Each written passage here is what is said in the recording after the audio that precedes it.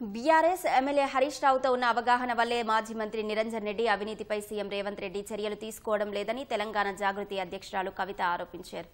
జనం బాటలో భాగంగా వనపర్తిలో పర్యటించిన కవిత నిరంజన్ రెడ్డి అవినీతి వల్ల బీఆర్ఎస్ ఇక్కడ బతికే అవకాశమే లేదన్నారు. కృష్ణానది కబ్జా చేసి ఫామ్ హౌస్ కట్టుకుంటే అవినీతిని కేసీఆర్కు తెలియకుండా హరీష్ రావు అడ్డుపడ్డారని ఆరోపించారు. తనపై నిరంజన్ రెడ్డి ఇష్టారీతిలో విమర్శలు చేస్తే సహించేది లేదని కవిత మండిపడ్డారు. ఒక్కటి కాదు మూడు ఫామ్ హౌస్లు కట్టుకున్నారు. ఆయన ఒక్కసారి ఎమ్మెల్యే అయితే ఒకసారి మంత్రి అయితే మూడు ఫామ్ హౌస్లు కట్టుకున్నారు. కట్టుకుంటే సరే కష్టార్జితం మీద కట్టుకున్నాడో తన పిల్లలు పంపిస్తే కట్టుకున్నా అని ఆయన చెప్తున్నాడు. ఇబ్బంది లేదు, కానీ అందులో అసైన్ భూములు ఉన్నాయని అందులో ఆర్డీఎస్ కోసం సేకరించినటువంటి భూములు ఉన్నాయని చెప్తున్నారు.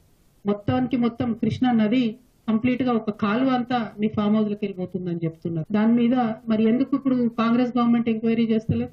ఏం అండర్స్టాండింగ్ ఉన్నది? లేకపోతే ఈ అవినీతి పైదాకా పోకుండా హరీష్ రావు గారు కాపాడినరు? ఈ అవినీతి పైన తెలిస్తే కేసీఆర్ గారు నిరంజన్ రెడ్డికి టికెట్ ఇవ్వరని చెప్పి కాపాడినరు?